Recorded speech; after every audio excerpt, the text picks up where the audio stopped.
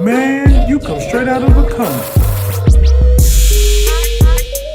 Ladies and gentlemen, welcome to another episode of Straight Out of a Comic Book. I am your host, Will Pharaoh, and we are back. If you see the shirt, you know what the fuck we talking about. And I'm finna do the most. I don't care if it's corny as fuck. I'm doing it because we talking X-Men. So in honor of the new show dropping, to me, my X-Men. Hey, I ain't Welcome, my X-Men. To me, my X-Men is such a hard call sign right now, bro. Yes. All right, I'm confused if Clint is talking to us or not. I think Clint is on the phone. I was like, my bad, man. My bad. My bad, y'all. I apologize. It's all good. He assembled like the X-Men on the phone. Yeah, I got y'all. One second. I'm gonna get you with Magneto real quick. Now, what y'all talking about? My bad, y'all. Good morning. Good morning, everybody, man. In case y'all don't know, man, I got fantastic Frankey with me, Clint, Coley, and young Deuces, and we are talking about the new continuation of the X-Men animated series, X-Men 97. 2 new episodes dropped, premiered, flawless in my opinion. And I want to jump into it. It because you already know I got questions. I want to hear from y'all because y'all have some of the best opinions on the internet, personally to me. So I want to start off, of course, with the big elephant in the room. After 20 years of being treated like a bitch, Cyclops redeems himself in 28 minutes. Let's go. I think Cyclops was good in the original. I did a full rewatch last month. Yeah. Cyclops is that guy like the entire time. I think we were just young, and so I think we just thought Wolverine was so cool, and he is his like antagonist. But the movies also, Frankie. The movies. The movies. It's really the terrible. It's the movies that did it. The newest one, what was that? The Phoenix one. He asked Storm to like put ice in his cup. Yeah. The movies. Yeah.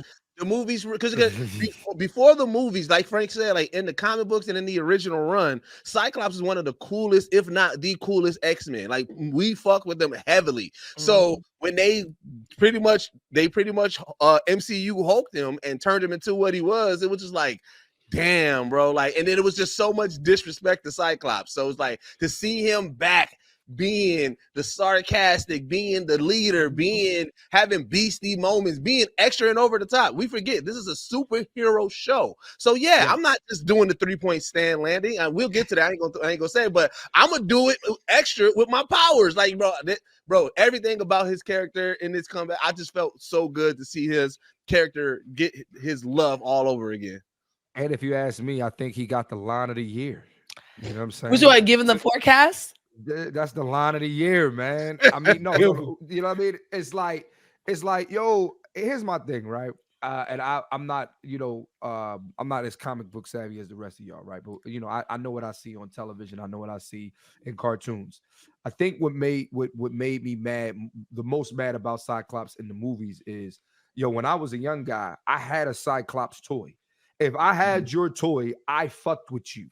Right, I didn't get the toy if I didn't like you. You know what I'm saying? If I fuck with you heavy, I have your toy.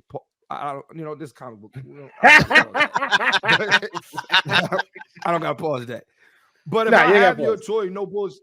You know what I mean? Like I fuck with you, and I remember, I only had like 4 X-Men toys, and it was Cyclops, Wolverine, Sabretooth, and Juggernaut. You know what I'm saying? And for me, it was like, yo, dog, like I thought Cyclops was him. You know what I'm saying? Yeah. And to see in the movies, like, something as simple as I think in the X-Men 3, The Last Stand, he gets killed in the first, 5 minutes? Yes. You know what I'm saying? And we don't even get to see his death. You know what I'm saying? It's just, he just goes away. Then in X-Men Apocalypse, he's getting bullied in school. He's getting bullied in school. Yeah, what man. The fuck is this? He's getting bullied in school. And he's Wolverine's height. Like that was the other thing that tripped me out. I'm like, but that's because they cast Hugh Jackman, right? Yeah, who's 6'2"? Like, Right. like, why is he already 6'2"? I'm sorry. I know they was doing them when they were a little bit younger. There was a 6'3" actor that could have played that role. Okay. And they did not cast Wolverine is supposed to be like 5'5". That's a bigger issue. Even if they did find someone who was 6'3", he's gonna look around the same height as Wolverine, and it's odd, and it removes a power dynamic between their relationship that I think is important because Wolverine's a hater.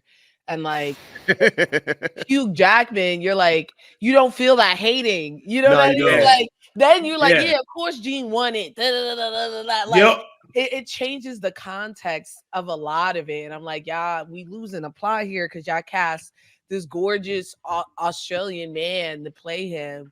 I'm not saying Wolverine's not handsome, but he's not as handsome as Cyclops.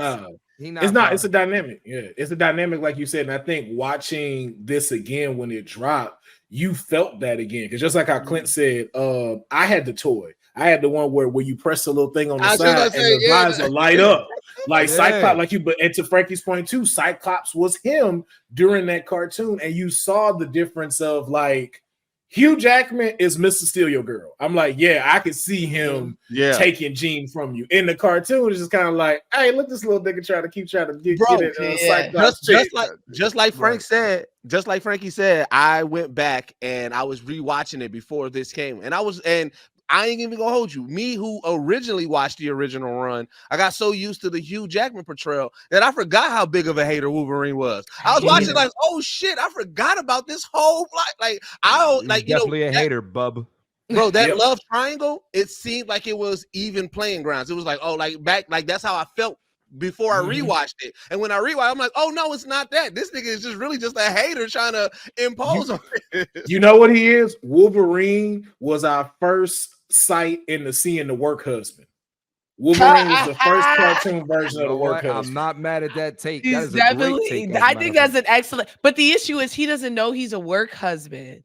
You know what I mean? Like Jean is treating him like a work husband, but he thinks that she's genuinely like interested. But like, sir, y'all live together. Yeah, she'll make it happen. Like if she wanted to fuck. Yeah, Rogue figured it out. Magneto was in the crib. That's the best love triangle, if you ask me. Oh that's the best love triangle. Yes, I'm sick of seeing Jean Grey, Cyclops, and Wolverine. Show me somebody who's actually fucking. Yeah, I will say that Jean has so much more personality. Yeah. And I hope as the season goes, now that it's clear that that's not Jean, that we keep that the same. You know what I mean? Like, we'll talk about that later. But no, sorry, but like I think that's something else. And I'm like, why y'all fighting over this chick that faint all the time? Like, what's so great about her? But then like in these the bitch iron is low. The bitch that's how we know which Jean is real, because the one with the iron, she came in immediately. The iron is low, dog. I said, there she go. There she go. There she go fainting and shit. This chick was out here working on cerebral, like pregnant, making jokes, like calling people dumb. Like I was like, this is Jean, like showing a relationship between her and Storm.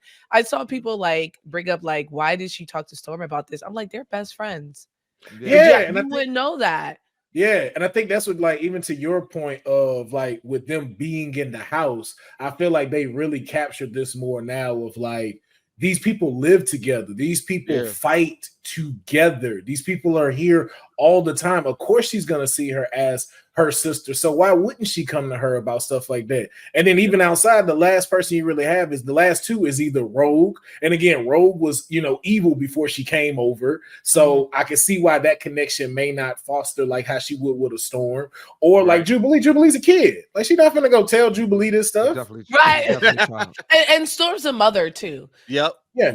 So that's like something else. Yeah, there's a new connection that she's about to have with her in regards to that. But can we bring it back real quick? Because I want to talk about how this show feels so 90s. And I was like, bro, like for it to be not X-Men 97 and to still capture and feel like the 90s, I thought that was so fucking dope. Like, you know what I'm saying? That was a really dope ass aesthetic into that. I'm gonna keep it a buck. What I realized, man, I fucked up in watching X-Men on Wednesday. What I really need to start doing is watching X-Men on Saturdays with a bowl of cereal or some shit like that. Yeah, like you can't wait like, that long though. Everybody's I know. Yeah, it's like if they went 90s, why the fuck can I go 90s? You know what I'm saying? Like I need me a bowl of Apple Jacks or some Frosted Flakes or some shit like that, and I need to start. They need to release it on Saturdays. They did. I ain't gonna lie, Disney, you kind of dropped the ball on that. You missed a good opportunity to be able to finally premiere something on a Saturday and have it. And then too, like y'all be setting times too. Y'all could have set that to come out Saturday morning, 8 a.m. That would have been crazy. Yeah. That would have been really dope. That definitely would have been really dope. Yeah. But I want to start with the first episode. Oh my, go ahead, Deuce. Well, I do. The last thing I want to talk about was the intro. Like how they edited the intro to include like all of the animated properties and like, yeah, I'm liking where Marvel's going with this. Do you like the music? I hear mixed reviews because it's clear they synthesized it a little bit more. I mean, yeah, and they put more drums in it. Yeah, I like the remastered. Yeah. You were like, I don't like it. Like it's 2024. Like all I need to hear. All I needed to hear was da-na-na-na-na-na-na. I'm good. That's it. That was it. That's it. I wanted to see. I wanted to hear that, and I wanted to see the running shit. The running. Yep. Oh yeah. That's all I need to see. The running. And that's it. That's all I need to see, dog. If you got to nitpick one thing about it, and it is very, very small, it don't even really much that matter. But if you want to be that nitpicking person, only thing I wish they wouldn't have took out was at the end when you hear Wolverine's claws come out and go, shoo. They kind of took that out. And I was like, I don't care though, because they moved it in for the 97 to pop out. So I'm like, I don't care. Yeah. And also it's to remind us this is an ensemble. It's not about Wolverine. Yeah, it's definitely not about Wolverine. And then last thing with the music, I'm not gonna lie, y'all. When it came on, I got chills. Man, I got chills when it came on. Man, when I turned on the first episode, I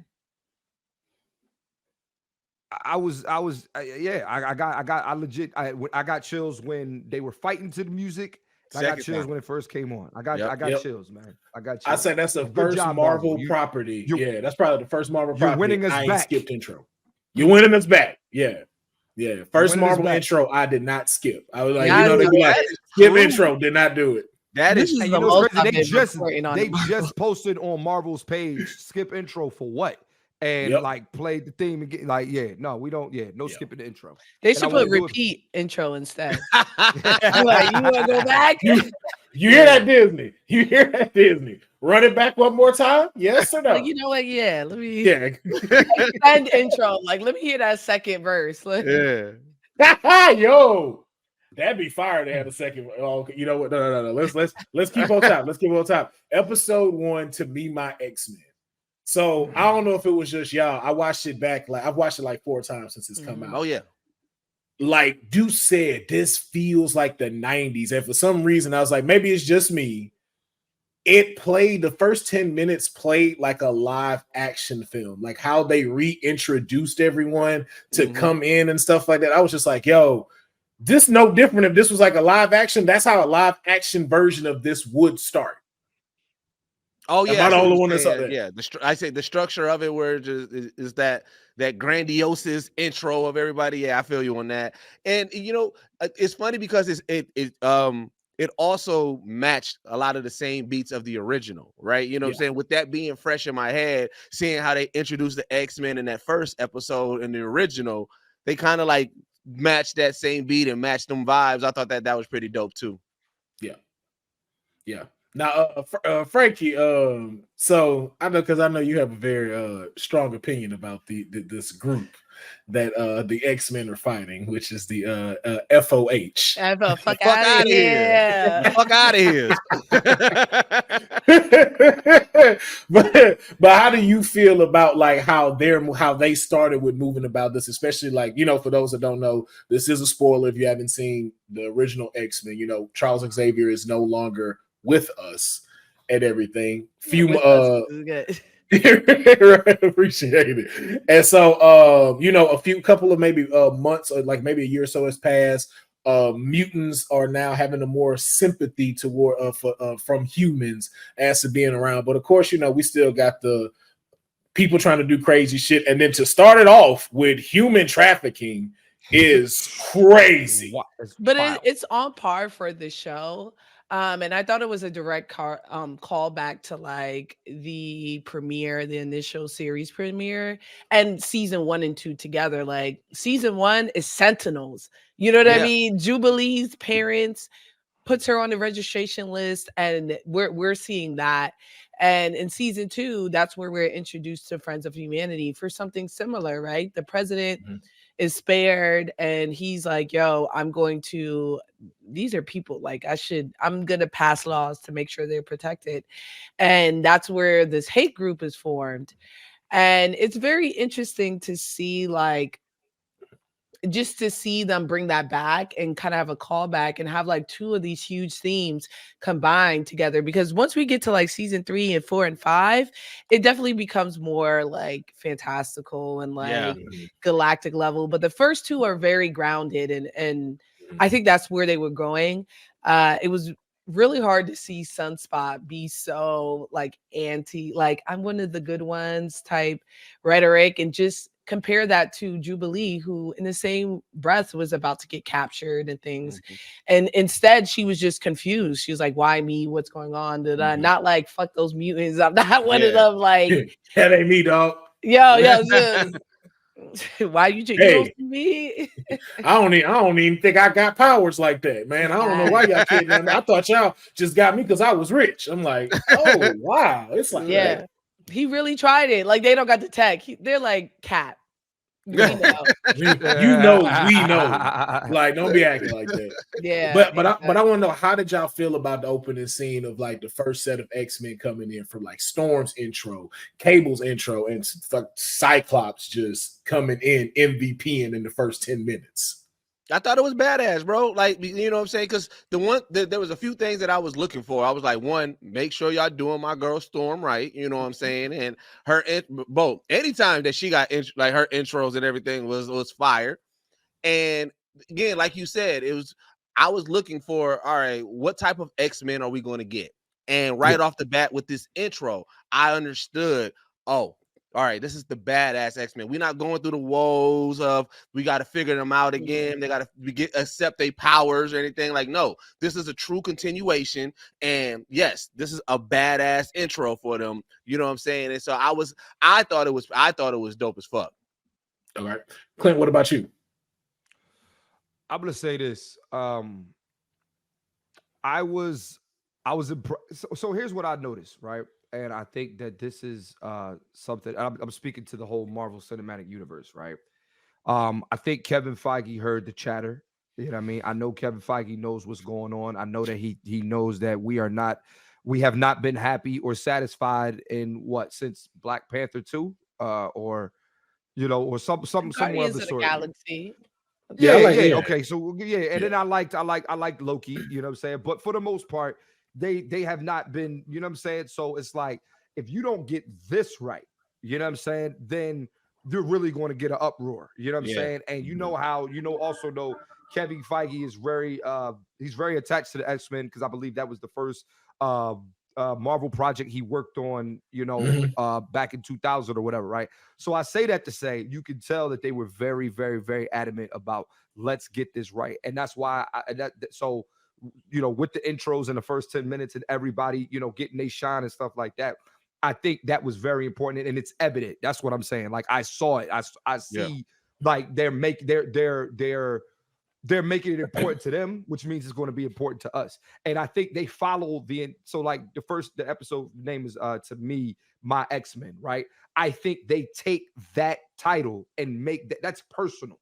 That's personal, because that's everybody's X-Men.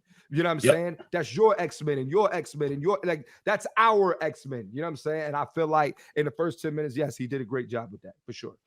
Okay. So that I'm really more so speaking to the broader scope of the show versus just like their intros itself.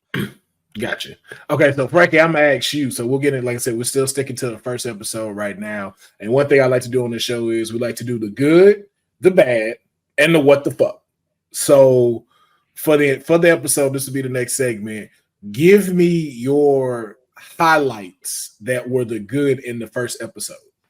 I thought they did Bishop a lot of justice.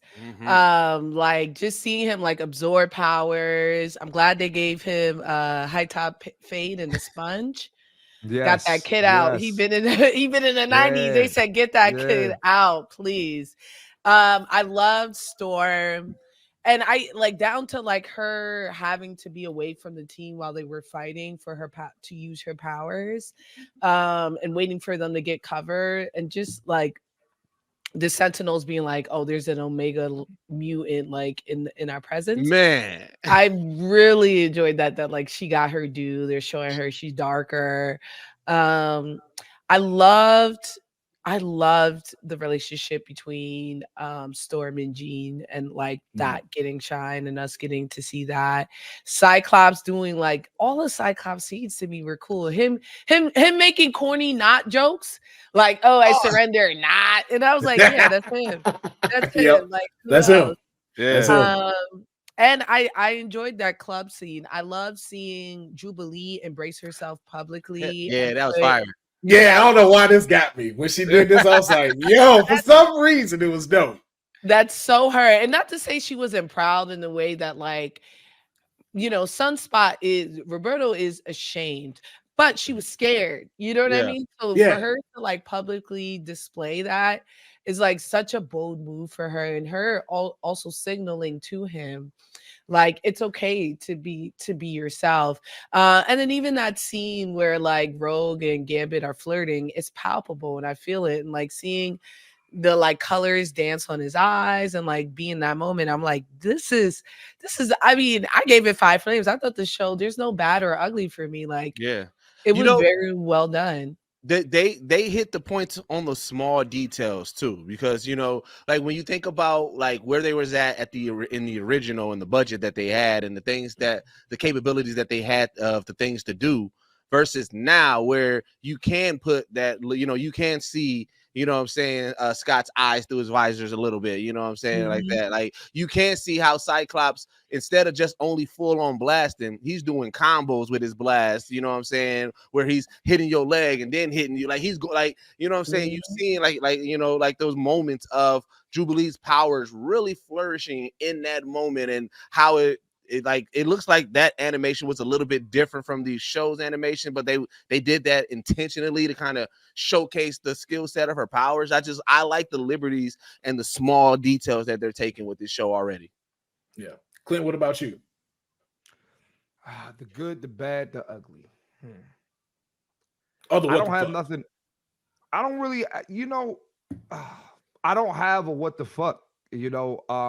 I think I already said my good, which was, you know, more so is more so on the production side and more so of you know what Kevin Feige and all of them are doing over there at Marvel. The bad, man, Gambit, my favorite X-Men, dog. Okay. Thank you. Okay, man. That's my favorite X-Men, man. Come on, man. That's more of a personal bad. It's just more of a man. How y'all gonna do my boy? so bro, come man. On. Like, come on, dog. He Creole. Like, come on, man. Oh yeah, I was. Man. Stop doing my man like that, man. My man, fire, man. He lost his accent a little bit. Like, no, man, I think that was needed. Y'all telling me his accent? You from New Orleans? You thought his accent was fire in the original? No, go get like, somebody from New Orleans. That does it. Go get a motherfucker. Actor. So here's my thing. Like, so you should have just kept laying it on thick. Like, just because again, too, it's one of those like, I'm not mad if you do it. Because again, they're very like this thing is very dramatic. It's a very dramatic type of talking. The conversation is very dramatic. How Storm talks, like I have never seen no woman talk like that in regular life, like how she talks. So it's just like I didn't mind it being so laid on and thick and stuff like that. But it felt like Gambit is from. Yeah, it's like there are moments you're like, this is a serious moment. Like, let me be in this moment, and then Gambit starts talking. You're like, what the? You're like, I think he had he said somebody was like, yeah, you can't use your powers, and then he was like, yeah, you can use your other powers, and nigga got his shirt off. Like, why is he so horny? You know what I mean? Why is he so? He's horny as shit. Yeah, man. I want to put some respect on my man Gambit name, dog. And what was with the crop top? What was with the crop top? That's the 90s. No, that's very Gambit. That was the 90s. Is it? Gambit. That's not the 90s. I will pull up his Hellfire. Wait. White Man Can't Jump was 90s, wasn't it? I agree with Frankie. That is Gambit. Okay. That's not the 90s, though. Wait, White Man Can't Jump was 90s, wasn't it? That was the early 90s. There's two different sections of the 90s. Let's be real. And we in 97 now. Right, dog. 97 niggas wasn't wearing crop tops. Y'all right. So that was just my thing. I was like, it just threw me up. I guess too, like I never seen it on the show. Can I share my screen? Hold on. I'm gonna show you some of these fits. Show me, please. This I was is like, Gambit. Let me hold on per se. This was Gambit. Maybe Gambit's fashion style is just stuck in early 90s. This is his recent fashion. That's what I said. His fashion style is stuck in that early 90s. Oh, that's how he dressed. Okay. He just want to get his chest out. This is how he dressed. He's bisexual. His colors are the bisexual flag. They found the right in the middle then, because I remember like the original when they had him in the kitchen with the little plaid shirt. I was like, that don't look striped shirt. That don't look like Gambit. And then this one, I was just like, also Jackie Chan wore crop tops. If you could whoop someone's ass, you wear whatever the fuck you want. I give you that, yeah. I guarantee you, Gambit's gonna have a fishnet shirt on at some point in this season. Prince wore a crop top. If you get bitches, you get bitches. That shit just threw me off. That shit just threw me off. I wasn't ready for that. Like, and I'm like, say that one more time. If you get bitches, you get bitches. But men just get so upset. They're like, this is supposed to be a ladies' man, and it be straight men like really upset. Like, why is this and that? I'm like, we don't care. The ladies don't care. Gambit is still getting it. So clearly, we gonna switch our crop top, and we gonna go out our way. Like it's fine. And it's very much him. He's playing boy.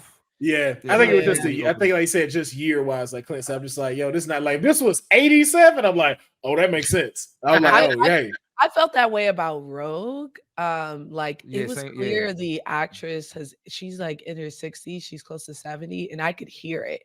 And I was like, this does not sound like a 20-year-old woman.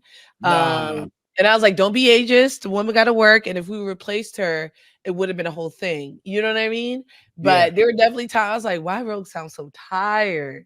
She did. Yo, it sounded like she just got off of work every time she started talking. It was just like she just smoked a little. Like she was it was like it sounds the same, but it don't sound the same. I was just like, Hey man, okay. Hey man, life. It's been damn near 30 years. Give me 1 second, y'all. All right. That's what I'm saying. It's been 30 years. Maybe replace her. But that's hard. That's hard to hear. And what's her name? Just as old. The actress who plays Storm, just as old. She got it together. Yeah, she got it together. That didn't. If anything, it improved. It improved from the original. But I don't mind replacements either, especially after seeing like Rick and Morty and like seeing them replace those voice actors. Like watching the last season, I didn't really hear the difference. So it's just like if you could capture the character and it's a replacement, like let it happen. They replaced Cyclops. The original actor passed away. Yeah. And I thought it was almost a bar for bar. Ray Chase is incredible. It was almost bar for bar, the same guy, with the same like kind of energy. And I agree. Like if you do it well, I know there's some controversy, like when it happens. I remember there was one with Yurichi from Bleach. They replaced her with a black woman. Yeah. And, oh my god! Remember we was in the thing. Man, that got crazy. Same thing with Darth Vader when they changed out James Earl Jones and they I forget who they got to replace him, but it's like you couldn't tell the difference. Yeah, well, that's because also they realized James Earl Jones sounds old now. Mm-hmm. And so like Darth Vader is supposed to be 30 and he's like, and I'm like, all right, let the man retire, put him on a yacht, let him enjoy his life. Let him go enjoy his life, man. Yeah. But it's crazy that's our only like our bad things about it, because that's just how good these first 2 episodes were. Right. We're nitpicking. Yeah, we nitpicking. Like I said, like Clint talked about earlier, but that fight scene, man, bro, it just felt so good to see the X-Men whoop ass again, bro. Like you just got to think, for like a lot of the superhero things that we get, especially the shows, it's a long drawn out process. Maybe episode 3 you get a big major fight, maybe episode 6 you get the final major fight, right? So to be able to, and remember the medium of cartoons, where the cartoon episode era and how cartoons are usually made, you're going to get a major fight majority of the time, so many times, right? You're going to get that moment where somebody's doing some badass action. So once like I said, the intro to the fight, when they came down, the whole landing and everything was so fire, and then hearing the music and just seeing everybody collab and do combination, like, bro, it was Saturday morning geek. I was geek. But can we rewind to that part? Like, while they're on their way, matter of fact, let's go back just a little bit more. Like the dynamic that has changed with them and stuff. The part like even when they had to go visit the dude that killed Professor X, and just seeing like how Cyclops does it a little different than Professor X, because like Professor X would have just been like, he would have gave this great speech that would have most likely like either had the dude trip up or convince him like, you know what, yeah, you're right, I should have stopped this. Cyclops said, man, fuck all that shit. Gene, do your shit. Do your shit. I know Clint can have an appreciation for that scene as well, because it's like, bro, when you know that your girl is a badass that can whoop ass or something, just to be able to be like, hey nigga, hey, don't let me call my wife. You know that meme where they be like, get you a black woman, because if the waiter fuck up something, you got your like, he gave off that energy, like, hey, I thought of when he's like, I'm not gonna put hands on you, but I'm not the only one letting with hands. You don't know if your fiance can fight. You shouldn't figure it out though. I don't know if my fiance can fight, man. I ain't even gonna hold you. Like, she from the projects, but I don't know what her record is. She can fight. It's like she's an X-Men. It got to be at that point of where it's real bad, where it activate, and that's where our powers kick in. That's what that is. Don't test it though, like Frankey said. Don't put on that. I mean, I'm not. No. I just want to see if one day we in public and some chick get out of pocket, I would just look over and be like, see what you do. She may not care. She may not care. She gonna be like, why is it bothering you? But that also bigs up Cyclops' leadership skills, because right at that point, that's the second time that he has called the X-Men to do their thing, right? And it shows like, oh, I know my people's powers. I know how to utilize them. I know, and you know what I'm saying? And that's another thing. Establishing Cyclops as an effective leader, especially going through this turmoil, knowing that what he's going to have to deal with Magneto and everything, and knowing the weight that he's put on his shoulder, you know, because Professor Xavier has passed. I was just like, I'm loving how they're positioning Cyclops in this series, because they're bringing him back to his glory days. But he's always been like that. Yeah, he's always been like that. And I think that's my favorite thing about the X-Men. It reminds me of Jujutsu Kaisen, where like it's like, where no one's fighting alone. If you fight alone, you got caught or captured, and even then it's we're pulling up to come get you. Beast was in jail for like 12 hours before they came to break him out, and he was like, nah, leave me here. He volunteered. But like, they all know their powers very well, and they trust each other's powers, and you see that trust especially in that fight on there, in the way that they're fighting, right? Like Beast trips the Sentinel, rewires it, and jumps in it. So he uses his strength, his intelligence, and then starts to use it as a mech, and no one attacks that Sentinel. You get what I'm saying? Like, in the flurry of everything, no one confuses Beast Sentinel for any of the other ones, and they're just very open. There's in the beginning of this Phoenix saga, they bring Jubilee, and they don't often bring Jubilee. That's something else. People are like, I made a video about them not being child soldiers, and they're like, what about Jubilee? I'm like, that bitch is never there. Never. They don't like she be speaking. Like, they don't want her there. And the one time they brought her was for the Phoenix saga. They snuck onto like the NASA house, and they knew they were going to trip the alarm, and once they did, Cyclops was like, you need to get caught, that's why we brought you, so that we can continue this reconnaissance. And they think they caught whoever tripped the alarm. So they went there with the thought of, we're leaving you here on Earth and your team, they're just gonna send you home, and they did. But I'd love that people are seeing it. Yeah. It's hard to see people call him a cop. So I'm glad he's getting his just due. Yeah, no, it changed with this one. Like, just like you said, like the strategies of how it was set throughout the episode, even like you say to your point with Jubilee, the only time she was even involved in the first episode, mission-wise, was to go get Roberto from the club. So it was like you said, it was a reconnaissance mission. It wasn't a fight, it wasn't a battle. That's where they knew they needed to have her at. And even how he, like, I love the dynamics of like who he knows to place them with. Like, we know Morph will always want to be with Wolverine. They're always tethered together. So you always see those two with each other. Even with Gambit, we know Gambit is kind of like, like he's one of the bad boys too. So he sticks with them. We got Storm in the background. That's our ace in the hole when we ready. And then you have Rogue, of course. Rogue is always the one that goes in, kind of does her own thing because of her powers and stuff, or even how he puts them with certain stuff. Like when he went to go talk with the folks, he brought Bishop because he know Bishop is a little more diplomatic. He's not as hot-headed. And then he brought the fighters over there to go get old boy. And so it's just like, I love seeing those strategies, even when he fought the Sentinels and stuff, to show like, yo, this dude is a leader. And it's like, yo, I'm so glad that he's getting this reputation. And it made me think of one thing, too. The more I saw this and went watch the cartoon, why are Sentinels dangerous? Because they be whooping these Sentinels' asses. Well, they're supposed to like be able to read and adapt. To what you have. And then like in the comics, there are different reasons why they're dangerous, right? Like there's a version that Tony Stark makes that are super dangerous.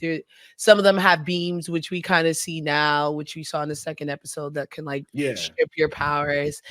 But they're very strong. The X-Men is an ops team of some of the strongest mutants on the planet, right? Okay.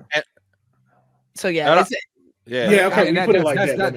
the biggest part of it, right? Like it's like they have stuff to stop Magneto, right? But he's still either the strongest or top 3 strongest X-Men, period, right? So it's like, you can have plastic all you want.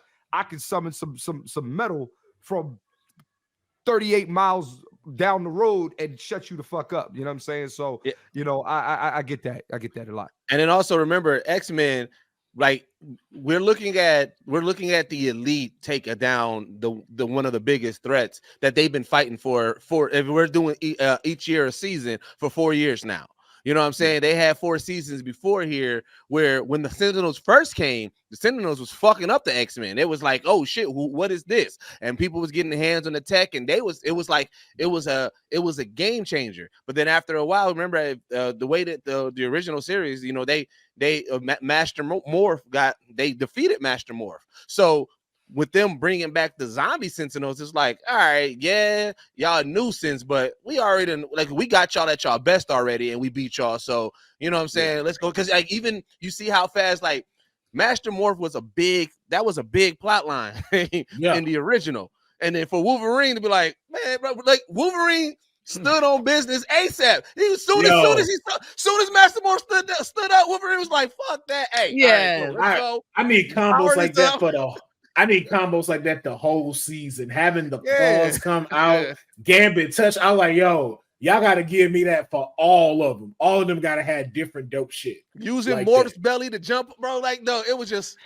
Shout out to Morph. Yeah. Morph is so dope. Morph was like a big part of Wolverine's story throughout the series, which is crazy. He's not really in any of the films or anything. But like they're so tethered, and you really get to see that his fun. Like he was making jokes before, but they were like corny. Like now that guy is wild. That boy dressed up like Professor X. I was like, this is wild talking boy. Shit. Yeah. Bro, and the funny, it's the relationship, like you said, between him and Wolverine, because even when he does the Jean Grey, it's like, bro, you see me in turmoil right now. Why would you do this? And then that gave no fucks. You're like, oh, I'm in a perfect relationship with a perfect baby coming, and I don't like this guy that is in love with me. But I just love that because it's like everyone else, like you saw, like when he first made his appearance in the Danger Room in the first episode, you see how people fear him and how Morph is just really just like, nah, bro, I see you for what you are, and it's not a bad thing. Like, yo, we buddies. I know when you hurting, and I know you don't like to talk, so I'm gonna talk my shit, so you can kind of laugh and be able to go, okay, I see you pointing stuff, and see how ridiculous you are too. That's what friends do. They're like, this is cap, like relax. Yeah. Morphin's best friends with the shooter. Everybody has that one where like the shooter, but it's like everybody fear the shooter, but you like, what? Who, you talking about Big Head over there? Yeah, like, you know what I'm saying? You talking about Nappy Fro? Like, no, that's my guy. My friend, Black Gay Comic Geek, feels like, especially that scene where I know Sabretooth, that they like have a relationship, or it's something a little bit deeper than friendship, and it's hard to. It's not. I definitely think I always read it as platonic. Like even him searching for Morph and trying to bring him back to the team really felt like guilt to me. Yeah. But I definitely, especially that scene where like he tackles him in the grass, it reminded me of the Lion King, like when Nyla and Simba are fighting and they're rolling around on the face. Yeah. Like, can you feel I think though. I call it the bromance. You know what I'm saying? You got to think.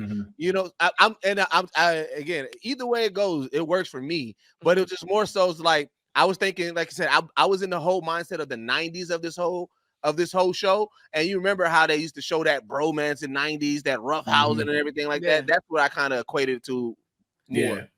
And they trauma bonded too. So both of these cats have known what it's like to like have their powers exploited, to have people like mess with their minds and stuff like that. So it's also so it's also too a real big trauma bond. But then even seeing like the scene like you were talking about, it reminded me of, y'all remember that show Scrubs with with that's who it reminded me of. Yeah, it reminded me of them and stuff. Like, it was a bromance, and it's just like you'd be like, exactly. It's a very homoerotic bromance, right? And then also very homoerotic.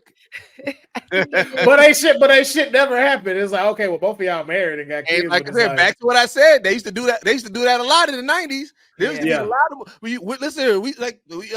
what was the Top Gun? It was Top Gun. Huh? Yes, it was Top Gun. Yeah, exactly. Top Gun. But the difference is like the head writer is Bo DeMaio. Okay. Yeah. So like Bo DeMaio's gay. So he's not scared. And I mean, if I'm Logan, 200 years old, I gotta try something strange a little. You know what I'm saying? Like I'm he ain't even 20. How old? How old? Logan been living for however. Well, hold on. Which version? That's the thing. Which version is this one? Is this the Mesopotamian one? This version, I think he's 150 years old. Yeah. Okay, so this is not the Mesopotamian version. Nah. Because there's one where he's like he was born in the Mesopotamian area. Yeah, I think this is like this is the 100. So hey, he gonna try something. Fuck it, he Wolverine, right? YOLO. Just y'all be ready, especially now. Morph is a non-binary. Yeah, and I mean technically too, like let's keep it real. Like the dude can morph and have a vagina, so it's just kind of like whatever. But all right. Clint, grow up. Grow up, Clint. People be gay. People be gay, Clint. Grow up. But I know. But it's like he said he can morph and have a vagina. Like, all right. He do, and he gets that Let him do what he do. All right. Let him do it. Hey, listen. You know what? Hey, you wouldn't say nothing. You wouldn't say nothing when Mystique does it. Wait, can Mystique grow a dick? That's a great question. Do whatever she wants. There you go. But I mean, Mystique. We'll see how Mystique is. I think they're handling Morph in the way that I'm hoping that they handle Mystique, especially with his identity overall, like his connection to Sinister and the mind control, and like I'm sorry, I really like that they are pushing to them being like, I don't know what I am, who I am, and like I'm trying to figure it out.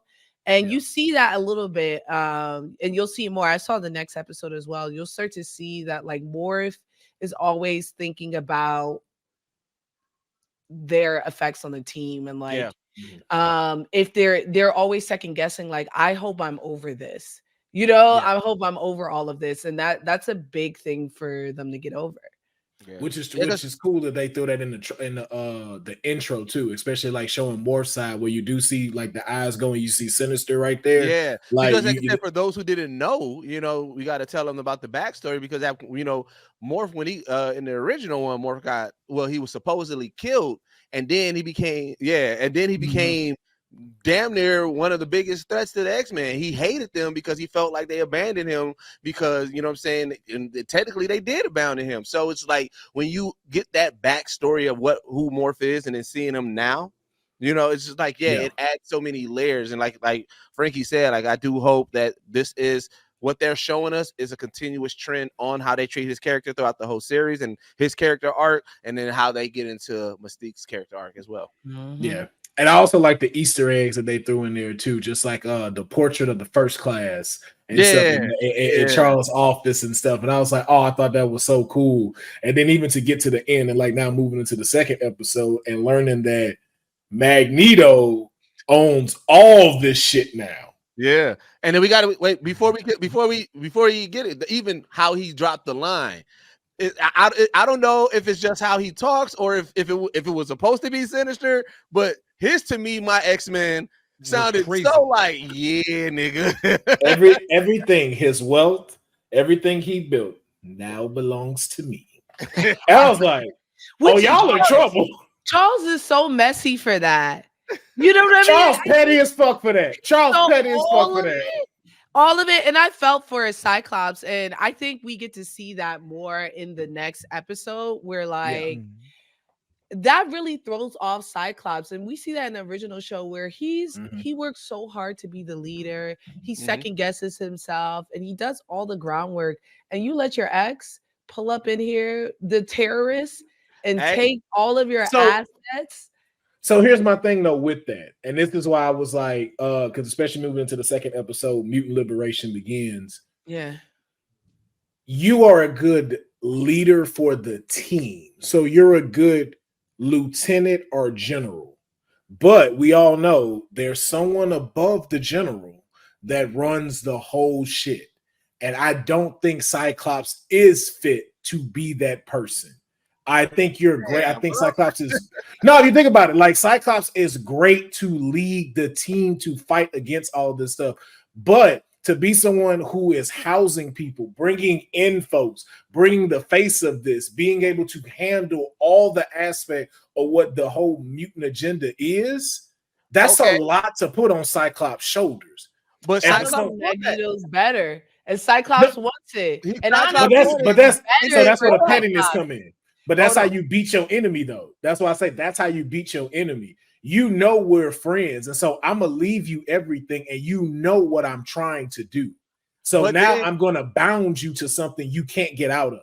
So is it Scott's fault for not being a good leader, or is Professor Xavier's fault for not teaching him and prepping him for his exit? Like, bro, this is what I started seeing. It started making me feel like Succession all over again. Like this is comic book Succession, bro. It's like, bro, like Professor Xavier looking funny in the life of this one for me, bro. I ain't gonna hold you.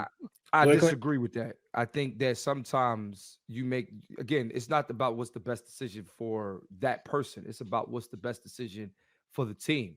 And let's be real, right? Like Magneto, not only is he a more powerful X-Men than Cyclops, let's be real. Magneto has the experience. He's led another team in the whole other, you know what I'm saying? Like Magneto to me, and you got to remember, Charles and Magneto are best friends. Yeah. You know what I'm saying? Like, I mean, best friends. They're not best friends anymore, though. They're enemies. But it's like that's still. I mean, yeah, that's but it's like that's splitting hairs. They're splitting hairs. No, that's not splitting hairs. You telling me if Will starts blowing up things and you're like, Will, I do not bang with you killing all these people. I still see the good in it. And he said, he knows my reasoning, and he knows my reasoning as to why I'm doing it. Your reasonings are moot when you're murdering a bunch of people, and then my team. Not just that, but like Magneto has done some terrible things to the X-Men as well. So you're also saying I know he traumatized all y'all, but y'all gonna have to listen to him. And like I disagree. I think that Cyclops was the perfect person to take his role, especially with Jean being pregnant. Like, the two of them should have left and been, instead of leaving, they could have stayed home, because Charles was staying his happy ass home, most of them. I don't think you need to be a powerful mutant to be the head of the X-Men.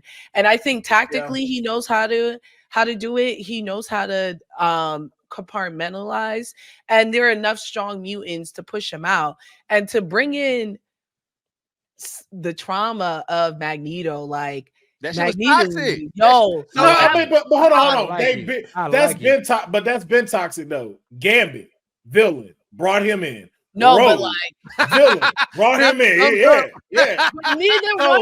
Neither one of them are leading the team. And even still, first of all, they just started rocking with Gambit. Whole time they was like, "Fuck you, Gambit," and Gambit tried to leave multiple times because it took a while for them to trust Gambit. Rogue was manipulated in a different way. Yeah.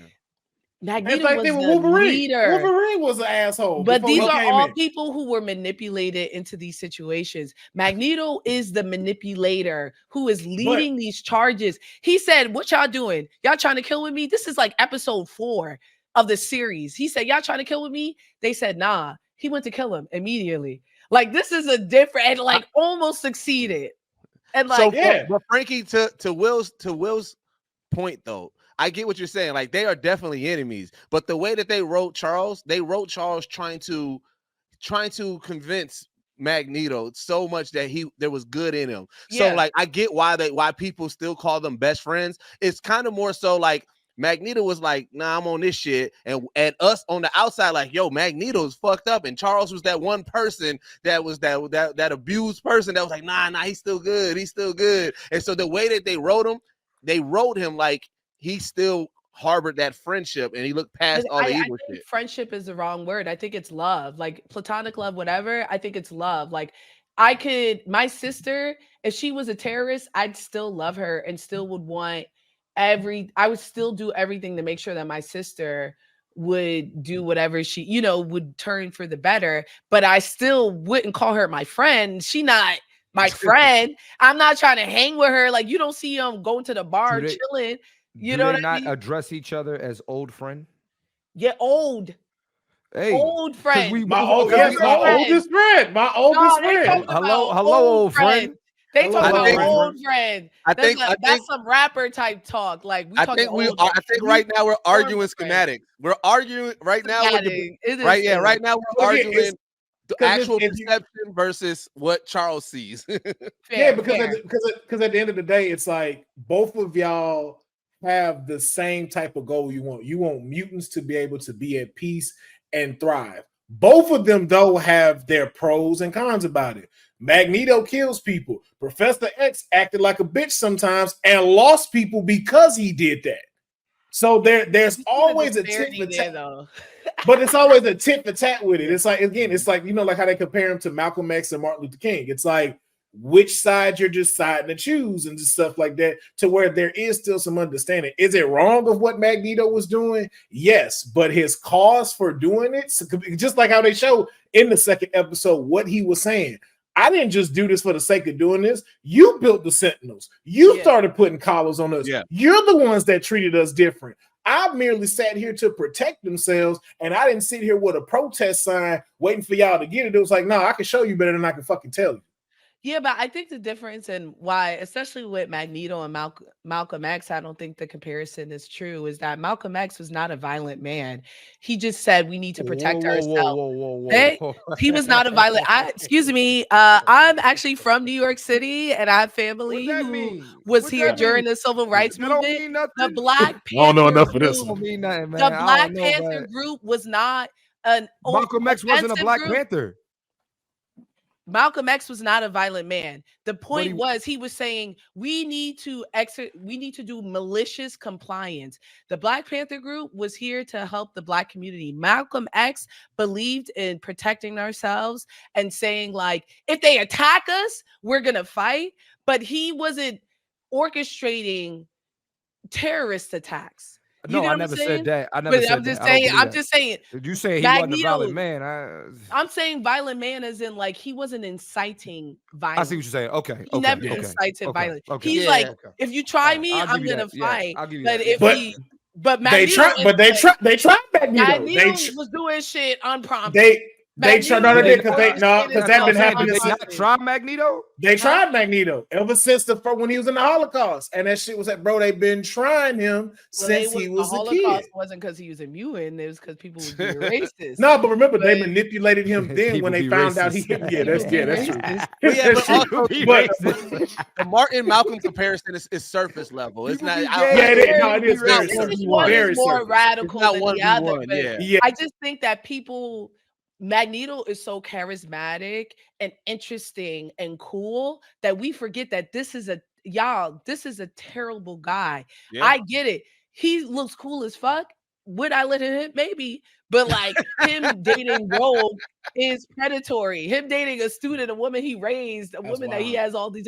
It's wild. Like even in the comic book session is wild. Wait, Will, be quick. Go ahead, dude. I gotta ask Frankey now. Every time we discuss villains, I do need to know your level of hit meter now. Moving forward, hit meter. Like, would I hit? Like, would I hit? Like, how many drinks? How much work needs to go? Scale from 1 to 10. Where we at? Magneto? Okay. Magneto, when he Friends of Humanity, Magneto in the intro of episode 2, immediately. Like, after we're going home, can hit. But like, I think it's a fit. I really like the outfit too. Like, I think he's like extra. Like, he's ripped. You know what I mean? So I picture. Who do I picture? Dang, there's no like attractive old man anymore. Damn, I can't think of like a buff. I guess LL.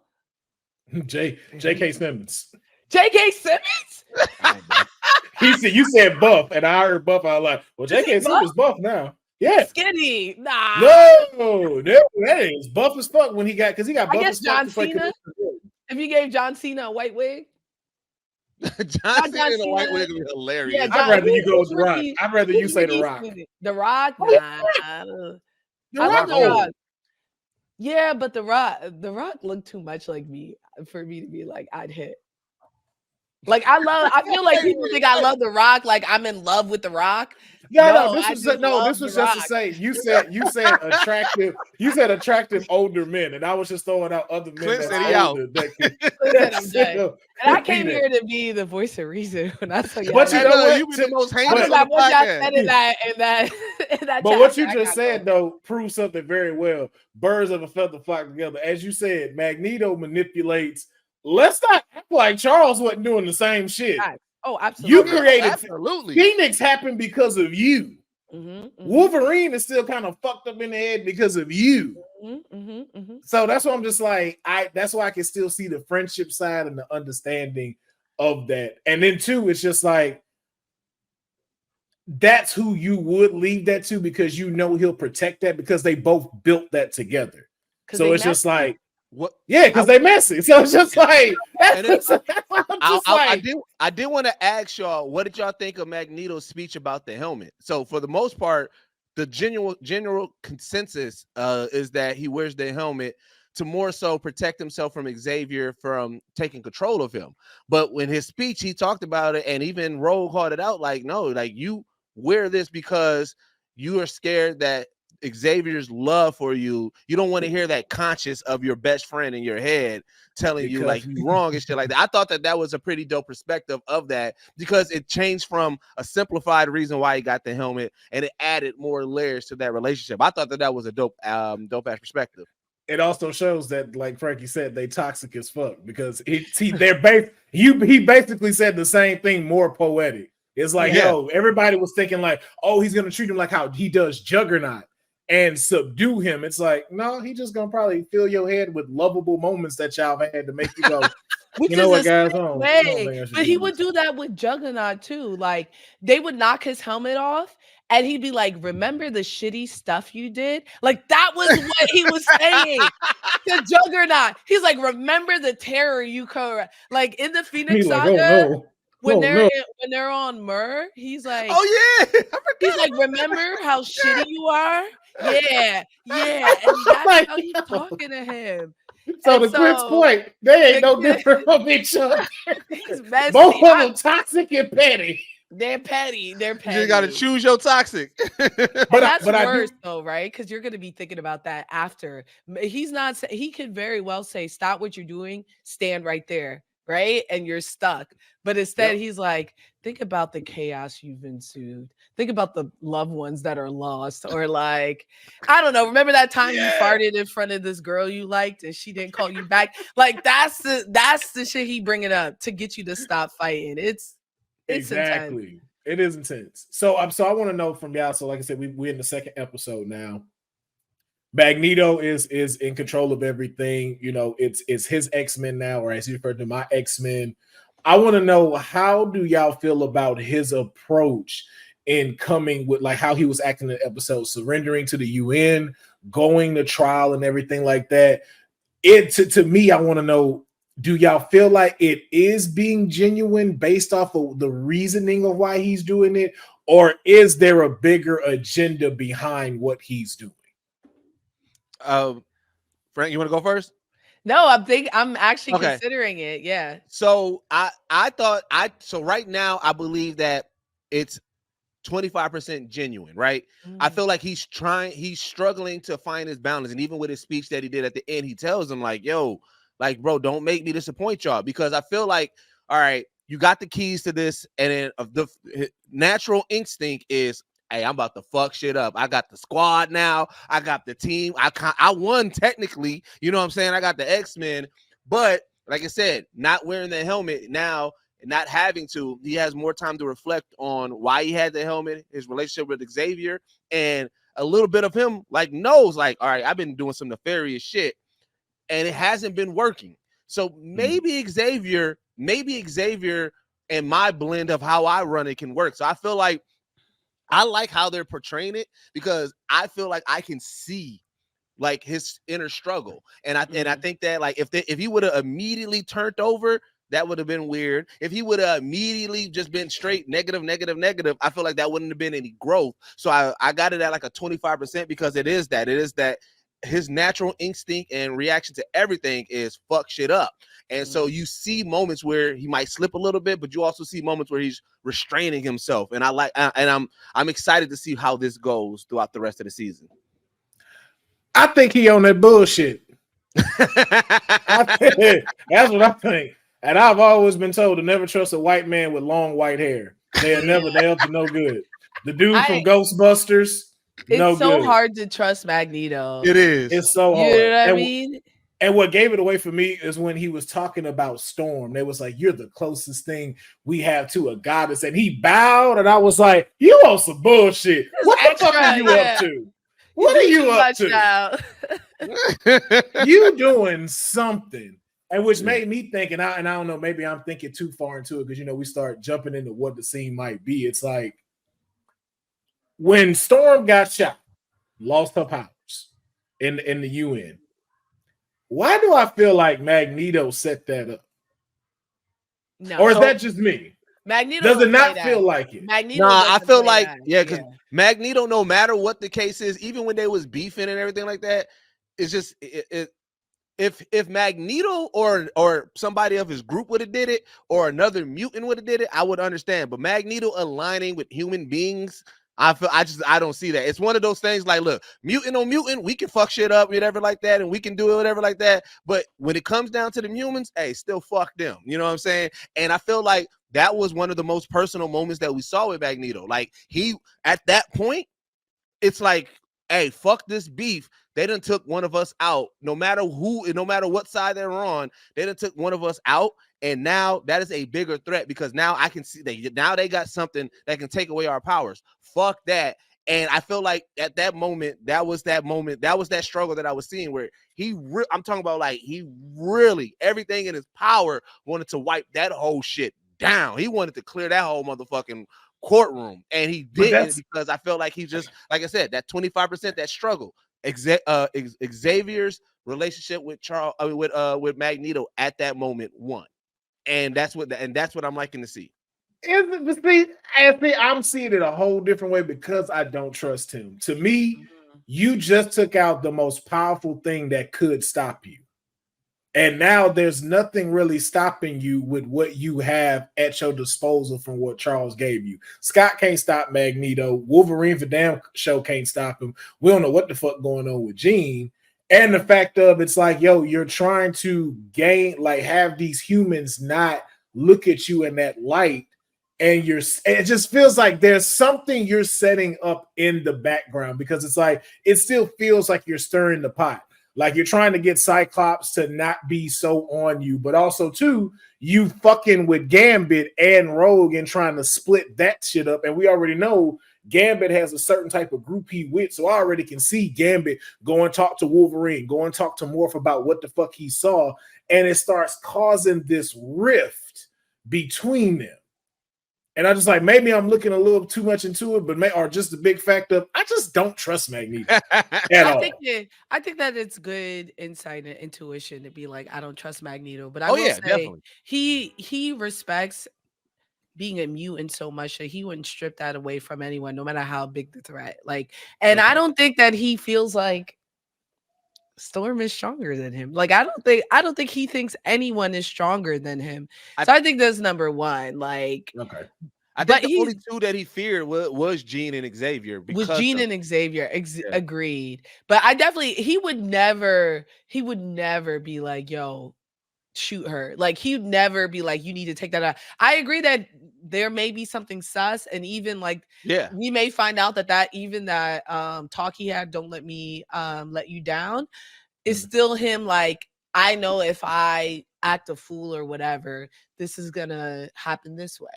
But I do think there's a world where like Magneto can not be radical and not use the X-Men as a weapon. So I'm excited to see like which direction they come. But I do agree that it could be either or. It could be that he is changing, or it could be that like he's dangerous and like he has a plan. Hey, Will, you know how I see it? It's like this. You know how like, all right, it'd be rival gang members and they be beefing. But the one thing that they won't do, they won't snitch to the police. Like I said, it's like, I'm not bringing the police in. And that's how I feel like Magneto is. It's like, look, I can beef with mutants and we can go at it and we can kill each other. But the one thing Magneto won't do is align with humans because of those implications. That's how I look at it. Okay. I will keep that in mind with those two. And so I do want to get into our last segment of just like, of course, our hear me out segment. But before we get in there, I just got to give applause to Storm and how she was talking to them white people in the UN. You want to live or you want to be big dog?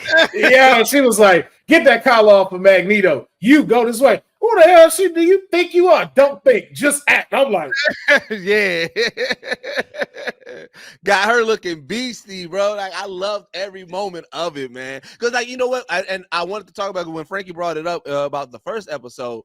Even when her intro, the fact that how the scene changed and they played that little theme and everything, like I was just like, yo, this is the most badass that we've seen Storm in so long. Like, oh my god, dog, they got Storm looking so beastie. I fucking love it. Yes, indeed. Yeah. Agreed. So this is what I want to know from y'all. Me and Deuce always do this along with Clint and stuff like that. And Clint did have to roll because he had father duties and stuff like that. But I definitely want to know from Frankie's standpoint, because like we be having these conversations, but I know Frankie, like your mind got so much stuff. Like I just know like your takes would be dope on this. So they said that this is supposed to tie into the MCU somehow. It's supposed to be the show itself is going to tie into the MCU. And so I want to know from y'all, how do you see this tying into the MCU? I think the universe that Monica Rambeau goes to would be that's the only way they could tie it, because like the way that the X-Men work, there's no way the MCU in its current state, they existed at the same time, they coexisted. Especially with the Inhumans, with that, there's no way Charles and them are letting Thanos pull up You know what I mean? Like, there's no way that's happening. There's no way Thor is pulling up and they're not. You get what I'm saying? There's no way all this stuff is happening. So the only way I think they could tie is if they say this is another universe that doesn't include it, especially with the snap and like a lot of the storylines that they had with the snap about like discrimination, the Skrulls. None of that makes sense if the mutants are also there. Yeah. So to Frankie's point, that's kind of where I was going. I hope it's not anything that leads up, like the series has that lingering over it. I hope it's literally like an Easter egg last moment episode, something dealing with Bishop and time travel, whether it is, because we know we already got a Cable in the MCU. But I do believe, like I said, that Monica Rambeau, where she's at, and that X-Men, because that Beast kind of still look like this X-Men Beast. I hope it's just something slight, something like very, very light, like whatever this season's overall arc and everything, we get a finale, we get it done and everything like that. And then it's literally like next mission, like Bishop is saying something or something has to happen where they do have to time travel, and they're not time traveling to our current state of the MCU, but wherever they time travel to, it is in that moment. Because I still believe that even the fact that where Beast was like at the end of Marvels, he was like, he wants to talk to you. I still got a lingering feeling that he wasn't talking about Charles. So it could be a moment of where wherever they go, it turns them into this live action moment and everything. And that moment that he's talking about is really Magneto wants to talk to you and whatever the case may be. And we're dealing with that universe. But I agree with Frankie. I don't want this X-Men tie-in to be where with the current Black Panther and every, like I want to like let's get over there to that universe and explore that, because that's the only way it makes sense, because then it'll be too many loopholes and plot holes if you plug them in and then they go and then they meet fucking Tom Holland Spider-Man. You just be like, wait, what is going on here? You know what I'm saying? So yeah, it has to be that other universe. Okay, I got two major theories on this, and all of them wild as fuck. This one depends on if matter transfers throughout different dimensions. And I think we did catch that in Doctor Strange in the Multiverse of Madness. My first one, Deadpool ends up in the 97 universe, causes an incursion that allows them to blend together, and then that's how we get where the Monica Rambeau version is, because he's jumping through all of this shit in Deadpool versus Wolverine. I mean, Deadpool and Wolverine. The other one still ties in with the Monica Rambeau thing, and it's just funny as fuck. I don't think it's ever gonna happen, but it's funny as fuck.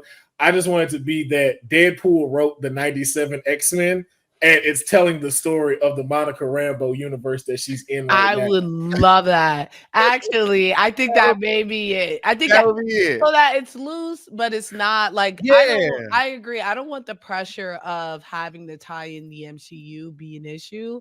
And with animation, that's not too much of an issue, right? Because the reason why there's a pressure with the MCU is that you're dealing with live people with lives. So like you can't just pull in like the X-Men, the animated series, just like Justice League. I love that. Anybody will show up, right? Any of the big three, every episode, anybody can come because it's a cartoon. So they can voice from wherever. And so you inspired a thought. Keep going. Yeah, but I just, they don't have that. But either way, I think even tying it in, they still have the luxury of it being voice actors. And so they can put in whoever they want. They don't have to worry about them aging. They don't have to worry about all these other they don't have to worry about VFX getting up and stuff like that. It's so much cheaper. So I'm not too worried about it. But I really like it for what it is right now.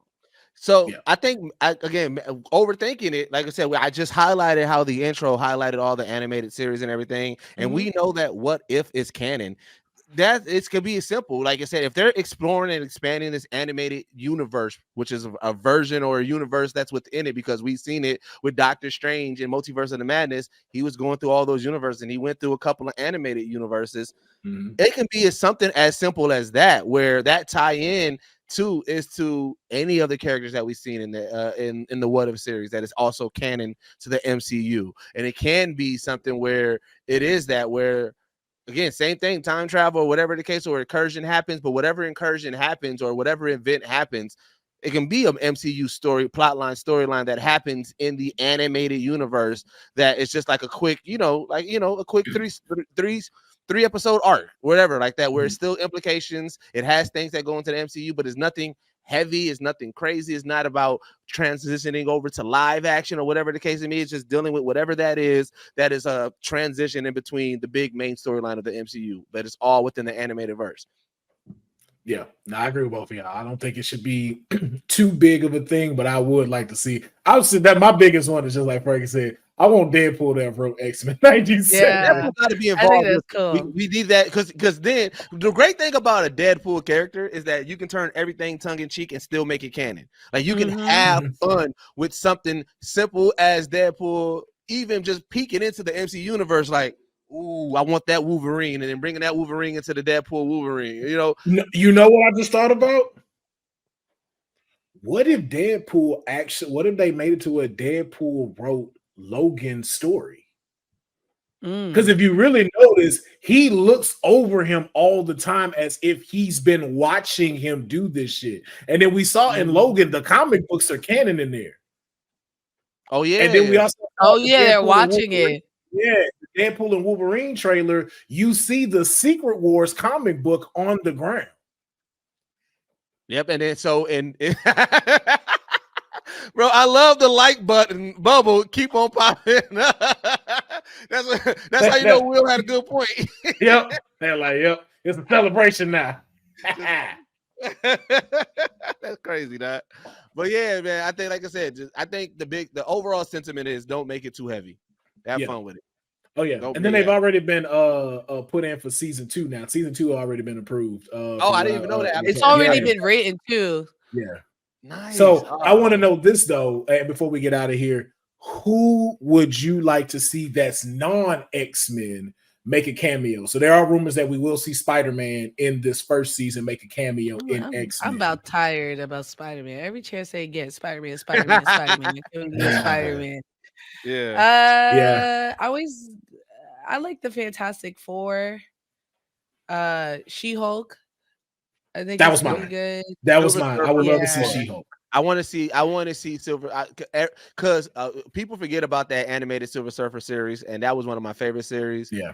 And Silver Surfer's always been one of my favorite characters, and I think bringing a Silver Surfer in, just even in general, just like even if it's just an episode or just dealing with it. But yeah, I would love to see a Silver Surfer cameo. I want Black Panther. I love to see Black Panther make a cameo. Just because I know like I actually, you know what? I don't mind which. No. You know what? No, I like his father to make a cameo because I know that's the one that fucked with Wolverine. That was the only because I think Wolverine and Captain America are the only two people that are allowed in Wakanda outside of Wakandans. I think that was the only two that gained his respect that they can be allowed entry into there. And I love to just see the relationship form if it hasn't already, but I love to see the relationship form between Black Panther and Wolverine to have that respect. Frankie, keep me correct. During this comic book run, when Storm loses her powers, where does she go to kind of get back into touch with nature? Is it Wakanda or is it just I can't remember? No, she run into Forge, and he's the one who gets it back to her. Okay, yeah, never mind. Yeah. So, and also too, Frankie, I don't know where it lies in the timeline, but do you think that in this now series, will we get a chance to see the version where Magneto pulls out all of the adamantium out of Wolverine? Nah, not yet. You don't think we'll see that? Not yet. I don't see him doing that. That's a big diversion from what he's doing right now. He's an evil guy, but I don't know. And I think he may have some ill intent, but I don't think he's going off the rails like that. I think there are some really big hitters that they need to focus on instead. And I think if Magneto goes evil, it's going to be towards the end of the season, and we won't see it until next season. I think the focus is going to be the Friends of the Humanity and kind of keeping it around there. You know what I mean? Yeah. And maybe even Sinister. Yeah, I can see it. I feel like it's definitive we getting Sinister. Yeah, Sinister is probably gonna be here next episode. I feel like because now that I think Sinister, I think it made me think too. So that here's again, okay, just small, simple tie-ins to the MCU that I think that would work, that I wouldn't mind seeing, is right now Scarlet Witch is considered dead or lost or anything like that. Even if Magneto just start having small visions of like a Scarlet Witch, not necessarily implicating, but like when the animated series and everything is all over, if they continue his story arc and let's say this is leading up to the Magneto, the version of Magneto that we're going to get. So let's say when they do live action X-Men, it's not the Magneto versus X-Men, but we're getting this continuation of this Magneto in it. His storyline could be one is trying to save or trying to rekindle or, figure out what's going on with the Scarlet Witch and get in it back. I wouldn't mind that if it's a small implication, like not anything driving him, but as it's wrapping up and we're figuring out what his next story arc is, it is that connection to a Scarlet Witch and realizing, oh shit, that's my child. And she's like, what the fuck's going on over there? I wouldn't mind that. You talking about the live action version? Well, yeah, I'm just saying because I'm thinking about like when this animation is over and then live action Scarlet Witch and what Magneto we're going to get in the actual live action X-Men. I wouldn't mind if it's a continuation of this version of Magneto. But then just like to Frankie's point, then you have to cast that person. So now you have to cast someone that looked like that Magneto. And do we have someone right now that could be cast as him to fit that whole thing? We'll see. We'll see. We'll see. Josh Brolin. But he's doing everything. Oh no, you know what? No, Jeffrey Dean Morgan. Jeffrey Dean Morgan could play a dope ass older Magneto. Okay. Yeah. But we're gonna go ahead and wrap this up. We've been here for over an hour. I want to thank my guests for coming through, talking about X-Men, talking about these first 2 episodes. We will definitely hop back on when we've watched a few more and stuff like that, probably closer to like either the season finale or after the season finale, just to talk about everything and whatnot. But you can always catch Deuce and Frankey giving their 2 cents about the show as it goes on and stuff. But before we get out of here, I always like my guests to be able to let y'all know where y'all can go support them and where to follow them. So we're going to start with Frankey. We're going to go to Deuces and we'll close this thing on out. Frankey, you're up. Yeah, you can find me anywhere at Fantastic Frankey, FRANKEY. I'm on Discord too at Fanboy Fighter. So I got a channel. We're having fun. Give me that link. Yeah. I'll put it in the chat. But yeah, definitely check my stuff out. I'm going heavy on the X-Men. I grew up on it. I just did a full rewatch. It's an incredible show. So I'm excited. Deuces? Yeah. Yep. Shit. You can find me everywhere. Young_Deuces. Catch me on Watch Mojo. You know what I'm saying? You hear my voice, throw some eagles in the chat. You know what I'm saying? I always like to see my people pull up in there because hey, they still be on me over there, man. Listen here. They do not like to hear. They do not like to hear the flair that I'm bringing to the list. Well, I ain't gonna say that. Not a lot of them. Like I said, there's still pockets of people who are very vocal in that chat. So I like to see the people defending my honor in there because you know what I'm saying, I'm not coming with the monotone voice, but I love it over there, man. Watch Mojo. They've been treating your boy right over there. And then catch me on Sway's Universe, man. We're actually going to be reviewing X-Men and just kind of bringing nerd content over there on Sway's Universe. So you see Geek Set over there, make sure you check us out. Yes, indeed. Yes, indeed. And ladies and gentlemen, you already know me, Will Pharaoh. That's everything across all platforms. Make sure you check out Arcade Tokens. We will be having Geek Blasphemy coming back with episodes. Make sure you get ready to follow my Twitch as well. I've completely done something new with my Twitch, bringing you a whole bunch of different shows. So if you've already been a part of my Twitch, just get ready because it's going to be some very dope stuff that y'all see coming. And just remember to subscribe, like this video, comment below what you thought about X-Men, the good, the bad, and the what the fuck, if you have any bad on them and stuff. And always make sure you support my guests so they can keep giving us the fantastic content that they give us each and every single day. I've been your host, Will Pharaoh, and we will catch you next time. Peace.